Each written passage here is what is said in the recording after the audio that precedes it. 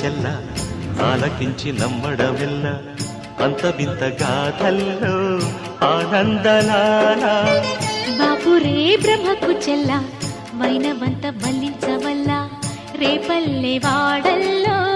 ఆనందలీలా అయిన వాడే అందరికీ అయినా అందడు ఎవ్వరికి అయిన వాడే అందరికీ అయినా అందడు ఎవ్వరికి బాలుడా గోపాలుడా లోకాల పాలుడా తెలిసేది ఎలా ఎలా చాంగుఫళ